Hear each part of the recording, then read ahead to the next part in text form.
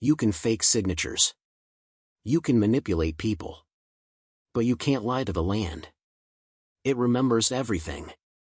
Before we continue, please subscribe to the channel and let us know where you're listening in the comments. I stood on the south ridge of the vineyard that morning, boots in the dirt, watching the fog burn off the vines. The old vines, Cabernet Franc, older than me, reached toward the sun like they knew another fight was coming. And they were right. Because the man coming up the path in a $1,000 suit was the same boy who once cried because he couldn't drive my tractor. Corey. My late wife's son. My nephew by marriage. My burden by circumstance. And the man who thought he'd just stolen a $15 million estate out from under me. He smiled like a banker. Slicked hair. Leather shoes unsuited for this soil. Ross, he called out, like we were old pals instead of two wolves circling the same carcass. Got a minute? I didn't answer. Just let him walk the full stretch of gravel while the wind did the talking. He stopped 2 feet from me, adjusted his blazer. I assume you've read the documents. I have. And? You forged them. He didn't even flinch. You're not a lawyer. Don't embarrass yourself. He pulled out a packet thick, embossed with my late wife Katie's initials. Per Katie's trust, he said smoothly, the vineyard passes to her bloodline. I've already initiated the transfer. That right? It's done, Ross. I turned back to the vines. Then why are you here? To be generous, he said. Sell me your minority interest.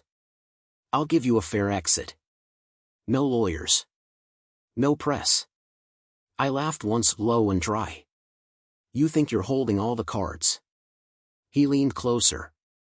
You're clinging to a past that doesn't exist. Katie's gone. The vineyard needs new vision.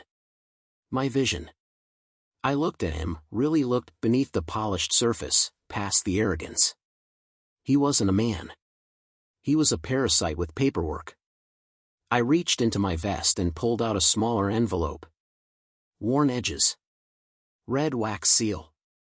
His smile twitched. What's that? Katie's real will, I said. The one she signed the night before she died. The one she gave to Jillian, her sister, your aunt, for safekeeping. He went pale. I opened it and read the last clause out loud, slow as honey. Ross is to retain full ownership of the vineyard, in perpetuity, with the obligation to preserve its legacy and protect it from harm, even from family. Corey's face twisted. You think that'll hold in court? It already has, I said. It's filed. Registered. And notarized. He stepped back. The arrogance cracked. You'll regret this. No, Corey. You will. Because just then, Jillian walked up the path holding a box. Labeled. Confidential, land deals, Corey. Corey's eyes widened. And the vines behind us rustled in the wind. Like they were whispering, welcome home, Ross. Corey didn't move. His eyes were glued to the box in Jillian's hands like it was radioactive. You need to walk away, he said quietly, but the threat was barely veiled. Jillian raised an eyebrow. You should have thought of that before selling land that wasn't yours.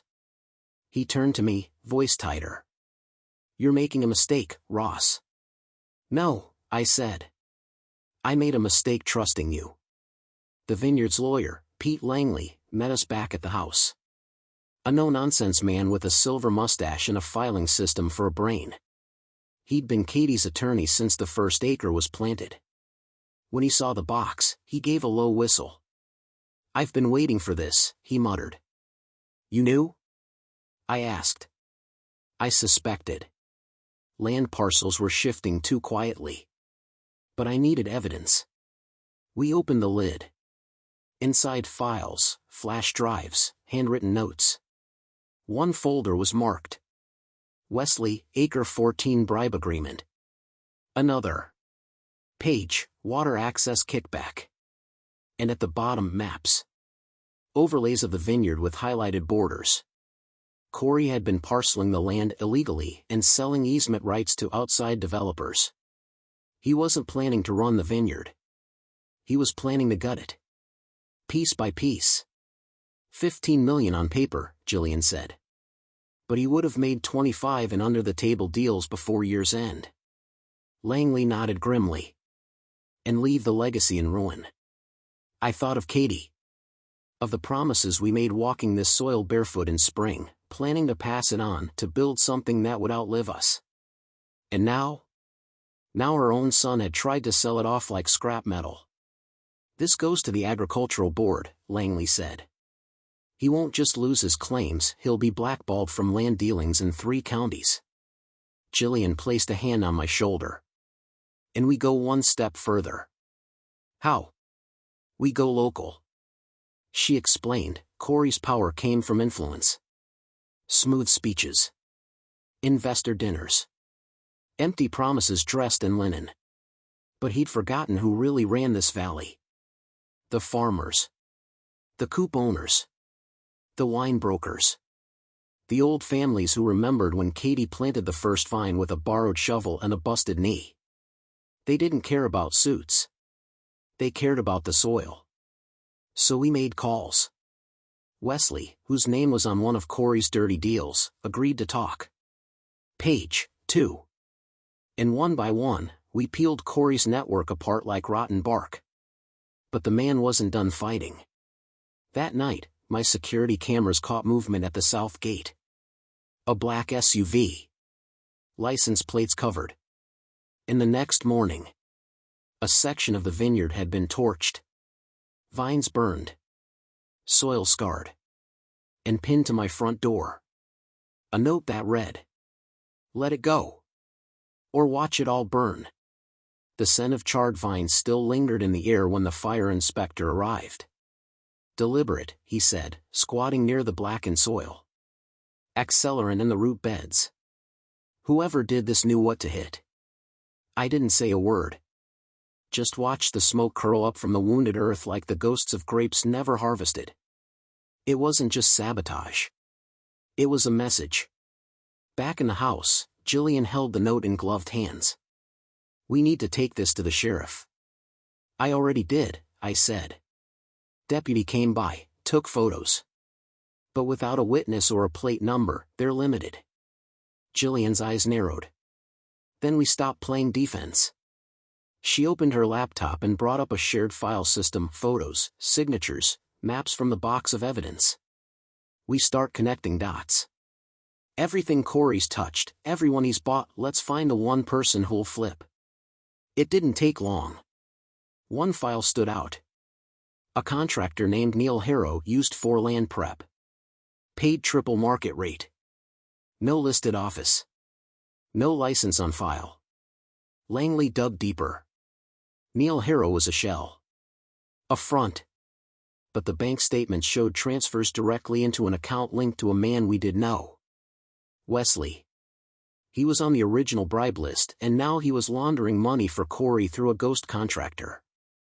I drove to his property the next morning. He met me on his porch with a beer and a forced smile.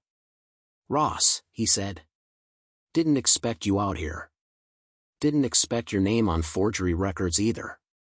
His jaw tightened. I didn't back down. "I'm giving you one chance, Wes. Tell me everything Corey's done. Every dollar. Every document. Every lie. Or I bring the co-op board your bank statements and let them decide." He dropped the smile. And started talking. Corey had paid him off for access to irrigation lines. In return, Wesley falsified land surveys used to justify shrinking my vineyard's property line on paper. It all led to a larger development deal Corey was pitching behind my back. A resort. A damned wine country resort built on Katie's ashes. It wasn't about preserving legacy. It was about erasing it. Back at the vineyard, I relayed it all to Langley and Jillian. We filed formal charges with the county clerk and gave our full dossier to the Agricultural Zoning Commission. But we weren't fast enough. That night, I received an email. No sender. No subject. Just a photo. Of Jillian. In her car. Windows smashed. And beneath it, 4 words. Back off. Final warning. The photo glared at me from the screen. Jillian's car, glass shattered, driver's side window punched in. She hadn't even told me. I called her. No answer. Then again. Still nothing. I was already halfway to her place before I realized my hands were shaking on the wheel. Not from fear, but fury. I'd buried Katie. I'd buried too many vines. I wasn't about to bury Jillian. When I pulled up, her porch light was off. One of her side windows cracked. Mail still in the box. I pounded on the door. It opened before the 3rd knock. She looked tired. But alive. You saw it, she said quietly, stepping back to let me in. I did. I didn't want to call until I knew they weren't still watching. I looked around. She'd barricaded the windows with furniture. Her laptop was still open, files on Corey scattered across her screen. They want you out, I said. They want you out, she corrected. I'm just your backup. Well, they made the mistake of threatening the wrong woman. She gave a half smile. Good. Because I'm not backing down. We spent the next 2 hours organizing everything for the commission hearing. Wesley's confession. Financial records. The alternate will. Even photos of the torched vines. All of it went into a drive and was duplicated 5 times. Tomorrow morning, she said, I meet with the commission chair personally. No email. No courier. No leaks. I nodded. And I'll deal with the co-op vote. Corey still thinks he's got majority sway. He doesn't? Not anymore. I'd made calls. Farmers I hadn't seen since Katie's funeral. People who remembered when Corey was just a sulking teenager who refused to get dirt on his hands. They were angry. And ready. By the next afternoon, I stood in front of 30 growers at the county hall. I told them everything. The fake surveys. The easement theft. The resort deal that would have buried their land under tourist condos and valet parking. When I showed them the forged documents, the room turned ice cold. Corey's name wasn't just mud now. It was poison. By vote's end, we had unanimous support. The co-op terminated all ties with Corey and blacklisted him from future development recommendations. His leverage was gone. And Jillian? She made it to the commission. Hand-delivered the evidence. The chairman assured her a review would begin immediately. It felt, for a moment, like we were winning. But the next morning, I opened my front door and found a box. No label. Inside? A dead rooster. Covered in vineyard soil. And underneath, a burned copy of Katie's will. I didn't touch the box. Didn't flinch. Just stood there, staring down at the dead rooster nestled in vineyard dust. Katie's will charred around the edges like someone had tried to burn history and failed. It was an old threat. One used by certain landmen back in the 60s. A rooster meant something ancient. We'll bleed your land if you don't give it up. I called the sheriff. He came personally. Took one look inside. Whoever left it knew exactly what they were saying. But they didn't say it loud enough. He glanced at me. Ross, I've known you a long time. You sure you want to escalate this? I'm not escalating, I said. I'm finishing. He took the box as evidence and promised extra patrols. Didn't promise much else. By noon, I was back among the vines. Not the scorched ones, those we'd already begun replanting, but the oldest rows. The ones Katie loved most. That's when Paige showed up. Paige, the water manager who'd once let Corey reroute flow lines for a renovation project. She wore jeans, work boots, no makeup, looked more like the vineyard than Corey ever did. I heard what happened, she said. About the rooster. It's handled. She hesitated. Then handed me a folder. What's this? My resignation from the regional water board, she said. And my testimony. Inside were signed affidavits. Logs of unauthorized water diversions. Emails from Corey asking for temporary exceptions with attached Venmo screenshots. Why now? I asked. Because Katie wouldn't have wanted this. And I'm tired of pretending he didn't ruin everything he touched. I nodded once. Then let's make it count. By sunset, Jillian, Langley, and I were organizing the final file and airtight submission for the DA's office.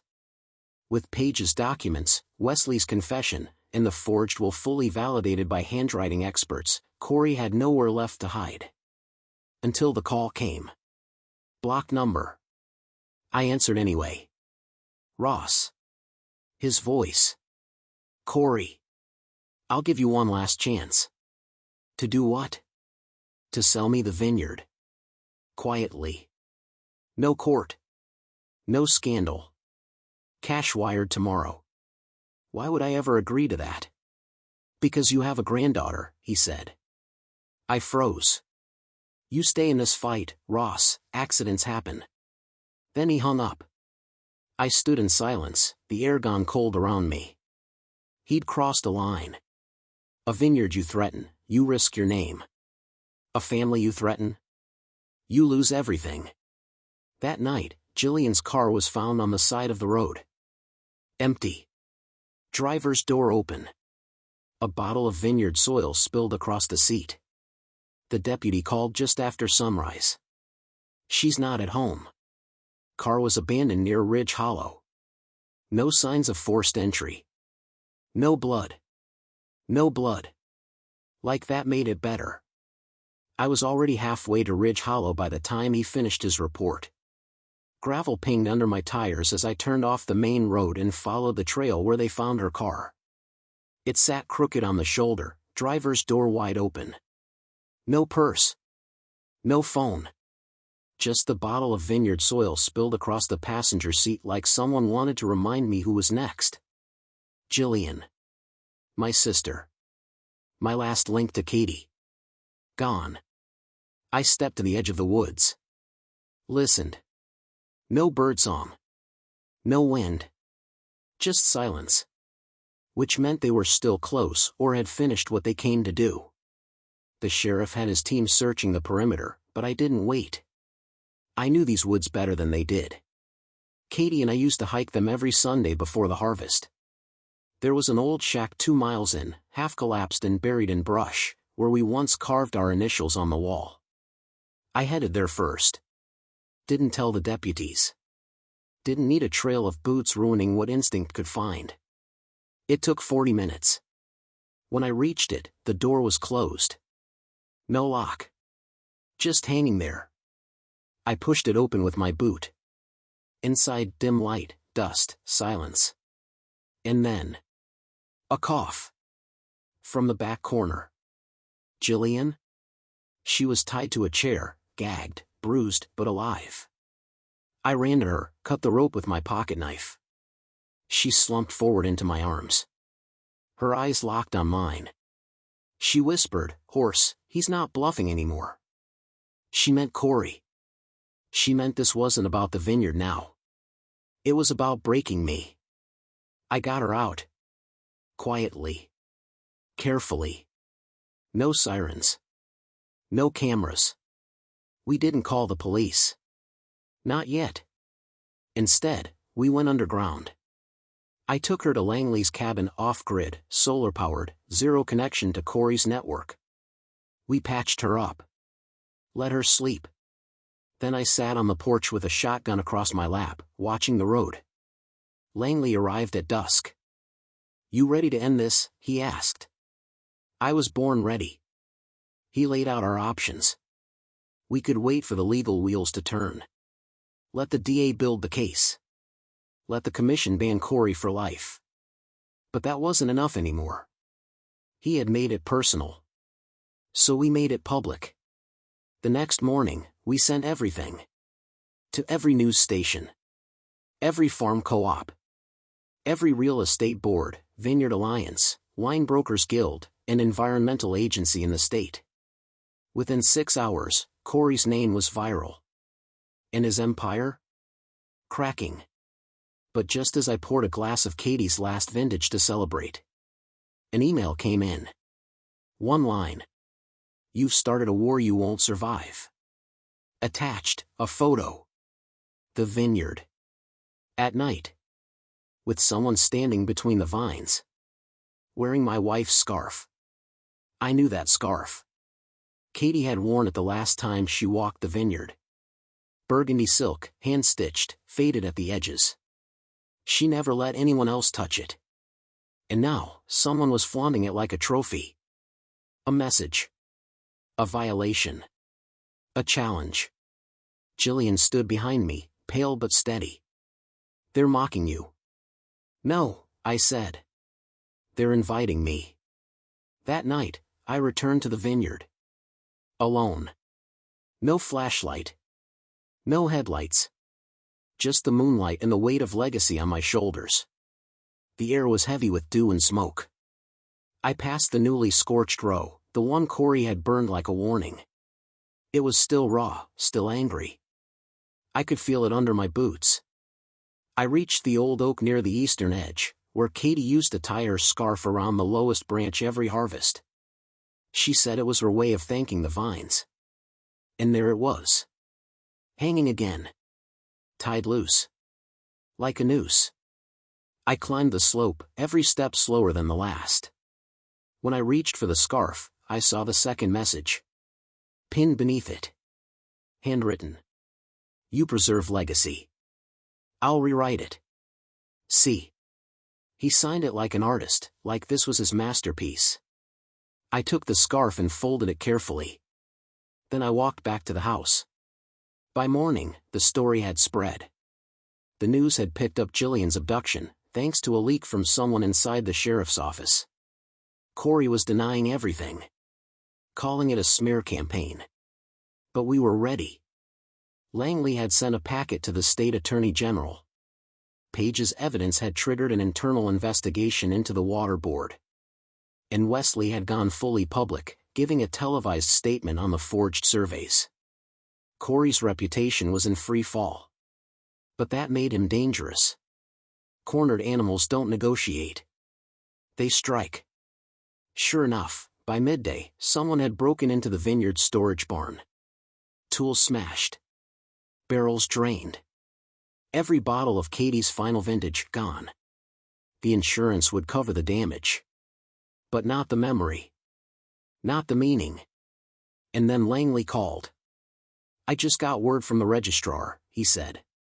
Corey filed an emergency petition to seize the vineyard. On what grounds? He's claiming mental unfitness. That you're unstable, grieving, unfit to manage the estate. I almost laughed. He was trying to gaslight the courts.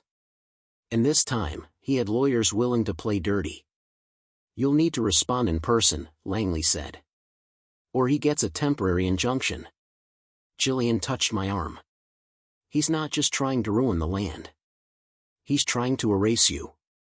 I looked out at the vineyard. Katie's vineyard. My hands were shaking. Not with fear. But resolve. Let him come. Let him bring every lawyer, every bribe, every forged line. I had one thing he never would. The truth. But just as I headed out to prepare my testimony, a rock smashed through the front window. Wrapped in parchment. Inside it, an official court order. And a photo of Laura, my granddaughter, leaving school. With the words, "Next harvest, she's ours." I hadn't seen Laura in weeks. Her mother, my daughter from my first marriage, had taken her up north after Katie died. Tried to shield her from all this. The legacy. The rot. And now someone had found her. I stared at the photo. Laura, 12 years old. Backpack slung over one shoulder. Smiling at something off camera. Completely unaware. Underneath the picture, in red marker, were the words. "Next harvest, she's ours." Jillian read it over my shoulder and froze. He's threatening a child now. He's not threatening, I said. he's claiming. She grabbed her coat. We're going to her. No, I said, voice flat. We're not bringing her into this war. She's already in it. I took a breath. I'll call her mother. Quietly. We'll get her somewhere safe. Untraceable. Langley was already dialing contacts. I know a retired marshal in Humboldt. Runs a private camp for witnesses and whistleblowers. I can get her on a plane within 6 hours. And what about the injunction? I asked. You'll have to face it, he said. If you don't show in court tomorrow, Corey gets full conservatorship of the vineyard pending psychological review. He wanted me humiliated. Declared unstable. Forced into retirement while he leveled the land behind legal walls. But I wasn't leaving Laura vulnerable to save soil. I'd do both. I'll go to court, I said. But we make the drop happen tonight. Quietly. No phone records. No text trails. Jillian nodded. I'll escort her.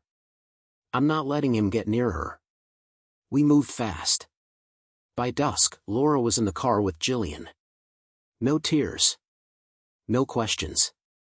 Just a tight hug and a whisper in my ear. Make them pay, Grandpa. And then she was gone.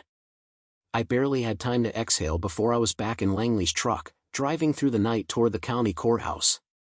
We had one shot left. We had to prove Corey wasn't just a liar. He was a predator.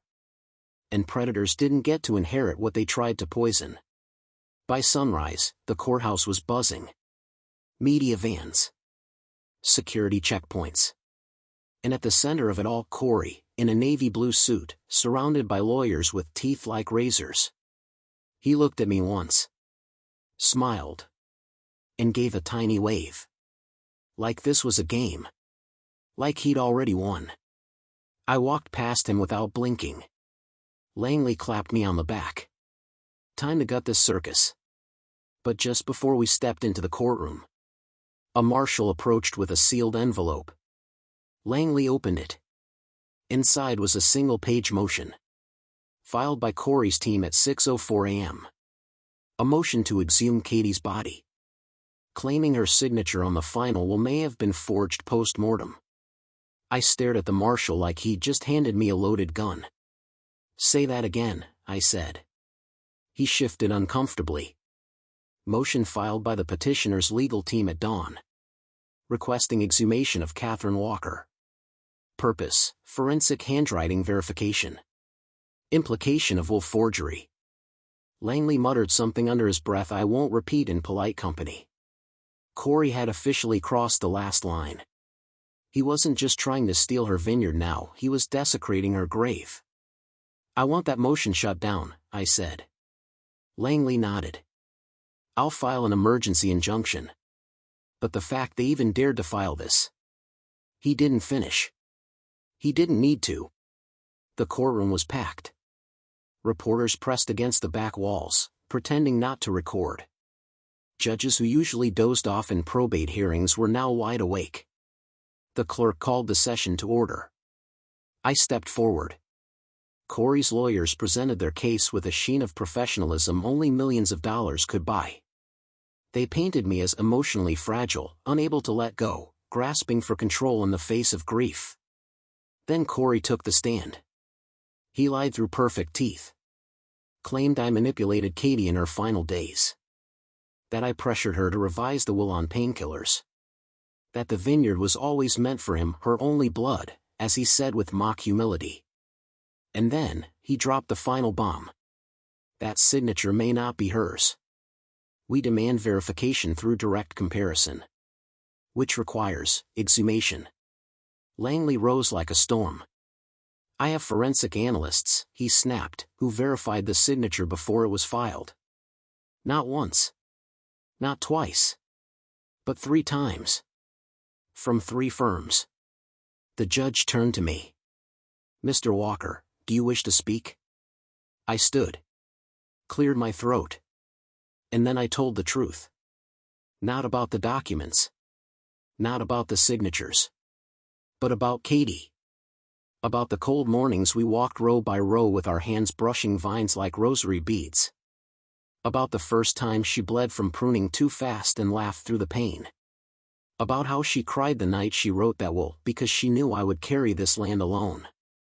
She trusted me, I said, voice steady. Because I never once betrayed it. Or her. The room fell silent. The judge called for a recess. Corey's team huddled like rats in a flooded cellar. Langley turned to me. You bought time. But they'll strike again. And they did. That night, the vineyard's financial account was drained. $480,000 missing. An email arrived minutes later. You may keep the land, Ross. But you won't afford to grow on it. 480 grand. Gone in the blink of an eye. Equipment budgets, payroll, replanting schedules, harvest prep all vaporized. Like they'd never existed. Langley stood beside me in the office, arms crossed, expression dark. They timed it perfectly, he said. End of quarter. Between grant windows. Bank systems won't catch the irregularity until it's buried under paperwork. They were inside, I muttered. They knew the accounts too well. It didn't take long to confirm. Corey had planted someone. A vineyard accountant, quiet, polite, loyal to the paycheck. She'd vanished overnight. Left no forwarding address. Her resignation email had no punctuation, no emotion. Just one sentence. Don't fight him. I sat down hard. The old chair creaked like it was tired of holding me up. Katie used to say the vineyard's strength wasn't in its soil, but in its people. And that's when it hit me. The people. The ones Corey never respected. The ones who remembered when he was just a kid who wouldn't dig post holes without gloves. I got in my truck. Drove for hours. I went to every farmhouse, every back porch, every co-op shed and supply shack across the valley. Wesley rode with me. Page 2. Jillian, still bruised but unbreakable, made calls ahead. We told them everything. No spin. No PR. Just truth. Corey was bleeding the vineyard dry. If he couldn't steal it by law, he'd ruin it through finance. But, I told them, he forgot something. We still know how to grow. By sundown, we had a list. 17 farmers pledged to front seed and labor for spring. 3 wineries offered to lend tanks and crush equipment. Page called in favors to restore irrigation access unofficially, for now. It wouldn't be pretty. But it would keep the vines alive. And then, another surprise. The regional wine board, usually neutral to a fault, sent a letter. They'd reviewed our evidence. And they were freezing all of Corey's active licenses pending investigation. He couldn't sell. He couldn't distribute. He couldn't even legally stamp a cork. His empire? On pause. I poured a small glass from the last unspoiled bottle of Katie's 2011 reserve and raised it to the stars. We were still here. Still standing. But then Langley burst through the door. Face pale. Hands trembling. I just got a ping from a federal records request, he said. Corey filed a quiet claim on Katie's birth records. What does that mean? It means he's not done trying to erase her. I froze. He wasn't after the vineyard anymore. He was after history itself. Langley placed a document on the table. It was a scan certificate. Katie's original birth record. Altered. Mother's name, changed. Marital status, voided. And handwritten at the bottom. Filed for legal nullification of spousal inheritance. The ink on the document looked official, but wrong. Too clean. Too recent. The woman listed as Katie's mother? Didn't exist. The box marked married on Katie's profile? Now voided. Langley read it twice, then looked at me. This is a surgical attack, Ross.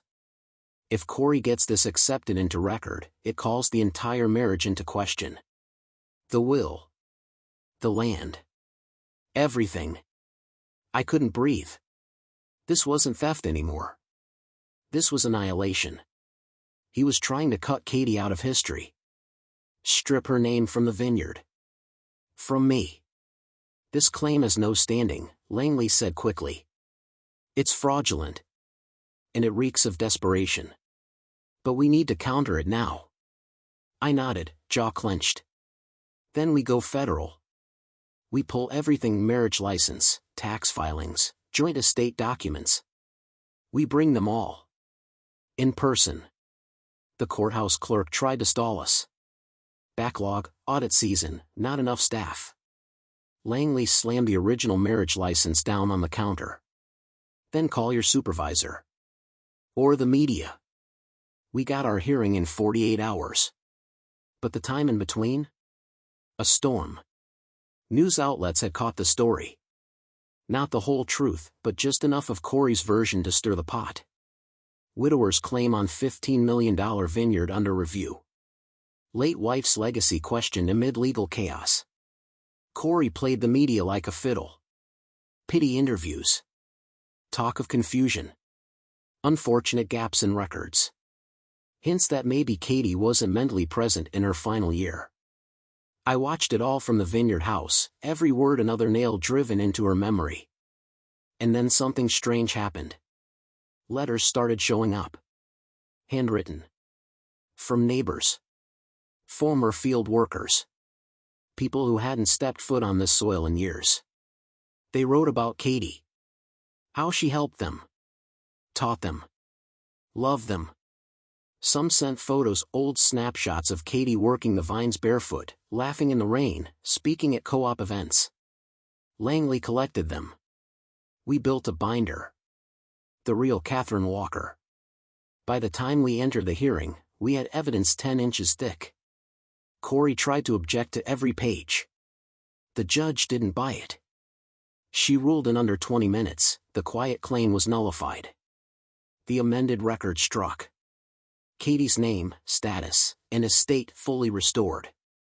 It felt like resurrection. But the victory was short-lived. Because that night, Jillian received a voicemail. 3 seconds of static. Then a voice. If Ross won't step down, we'll bury what's left of his family. Next is Laura. I didn't even wait for the message to finish. Laura was hundreds of miles away, off-grid, in a secured compound with retired marshals, out of reach, or so I thought. Now? Nothing felt safe. I called the camp director directly. Status check. Now. It took 5 minutes. But it felt like 5 hours. She's safe, he finally said. Perimeter intact. No contact, no attempts. But I knew how these people worked. They didn't warn. They didn't bluff. They baited. They wanted me off balance. Angry. Desperate. It almost worked. Almost. But Corey had forgotten one thing.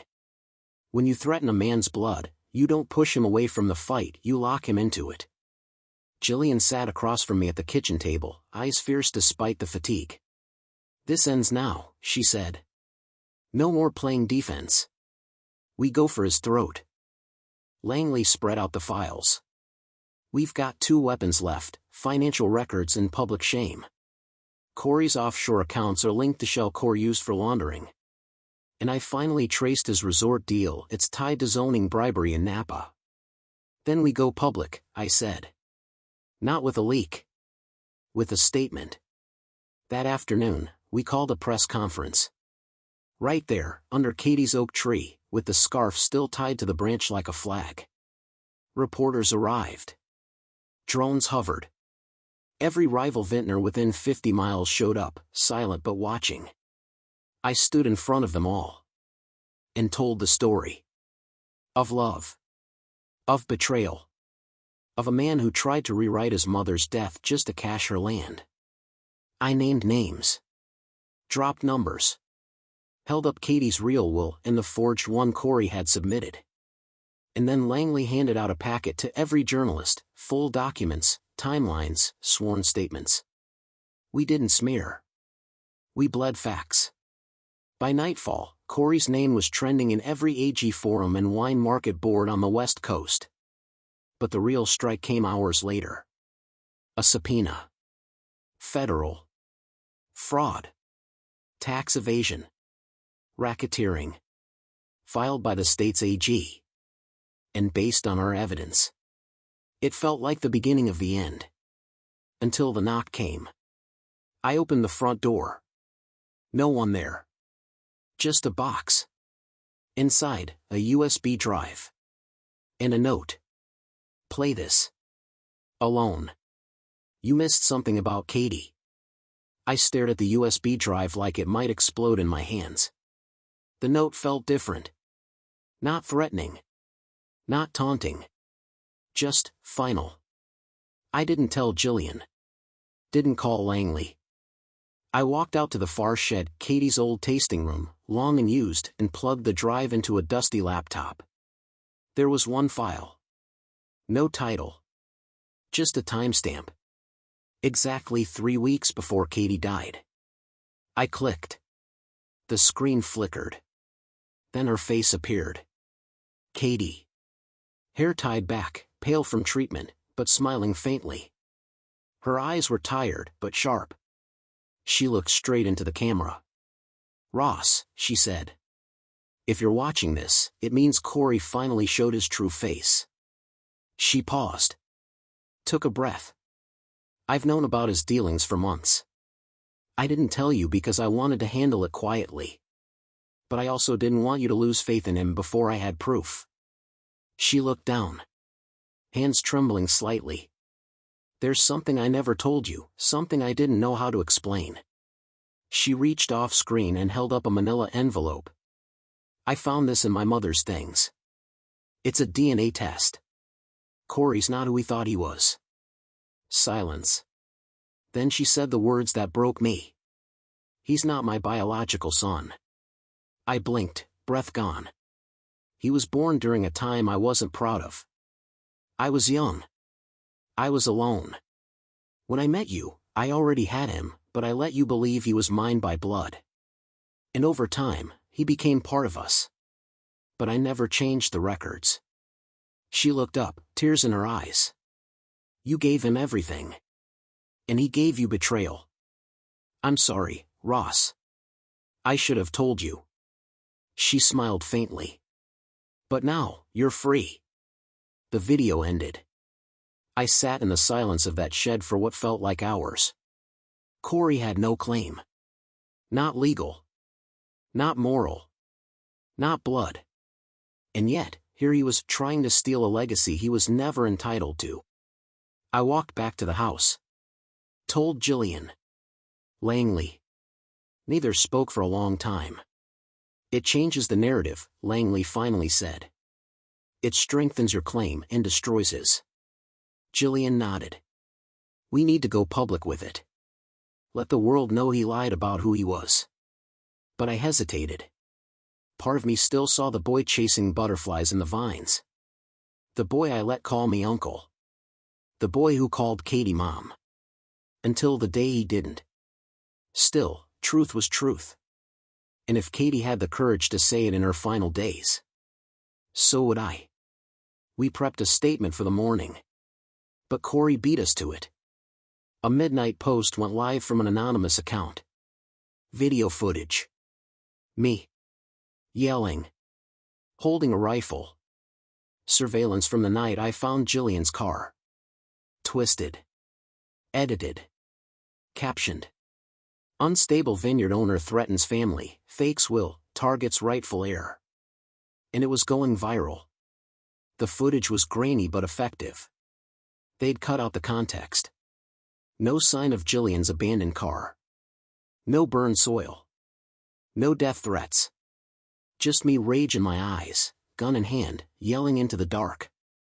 The internet did what it always does. It judged fast, and it judged loud. Comments flooded in. This guy owns a vineyard? No wonder the will's fake, he's unstable. Someone get this man a straitjacket. By sunrise, 3 local distributors pulled out of our seasonal deal. A wine magazine canceled their profile on Katie's legacy. Even the local paper who ran our wedding announcement 30 years ago called to ask for a comment on the incident. Langley paced the porch, phone glued to his ear, shouting legalese to every editor and outlet. Jillian just sat at the kitchen table, silent, eyes locked on the laptop screen like it might shatter from all the noise. Me? I walked the vineyard. It's what Katie would have done. Each rose still carried her touch. Each trellis, her vision. But today, the vines were quiet. Still growing. Still reaching. As if waiting. I stopped at the west edge, where her memorial plaque stood. Brushed a leaf off the base. She once told me, grapes are honest, even when people aren't. Today, that felt like prophecy. Back at the house, Langley had news. The AG's office is rattled. They're still proceeding, but they want distance until the video is disproved. Which we can do? I asked. He nodded. Easily. The raw footage will show the real sequence. Jillian's car, the threats, everything. But we need time to get the unedited file pulled from the vineyard cameras. Time we don't have, Jillian said. She was right. Because Corey had made his next move. He filed an emergency injunction to freeze all vineyard operations. His reasoning? Concerns for public safety and the mental wellness of the property holder. Langley threw the paperwork across the room. He's turning your grief into a weapon, Ross. I clenched my jaw. Then let's take away his ammunition. That night, we prepped a broadcast. Not a press release. Not an article. A live video. Me. Reading Katie's will. Showing the DNA test. And playing her final message, start to finish. We aired it at dawn. And people watched. Tens of thousands. Some doubted. But more believed. The tide turned, if only slightly. Then came the knock. A courier. He handed me a small box. Inside, a burnt vineyard glove. Katie's glove. And beneath it, a single bullet. Engraved with one word. Next. I held the bullet in my hand for a long time. Not because I was afraid. Because I was deciding what to do with it. Jillian stared at the engraving next and didn't say a word. But her knuckles went white on the edge of the table. Langley stepped into the room. Federal investigators are watching now. The threats are evidence. This isn't just local corruption anymore. Corey's just moved into federal crime territory. I don't want a courtroom, I said. What do you want? He asked. I looked out the window at the vines. They swayed in the morning wind like they were listening. I want him to feel what it's like to be powerless. For days, Corey had played us. Manipulated legal filings. Staged media clips. Warped my grief into headlines. But he'd forgotten that the land had its own kind of justice. And the people who tend it. They never forget. By midday, we organized a summit. Not in a courtroom. Not online. Right here. At the vineyard. Word spread fast. Farmers arrived. Co-op reps, distributors who'd known Katie for decades. Journalists who now question Corey's version of the truth. And among them investigators from the state's anti-corruption task force. We laid out everything. The DNA truth. The fake records. The stolen funds. The threats. Then we played the voicemail. If Ross won't step down, we'll bury what's left of his family. Next is Laura. Silence.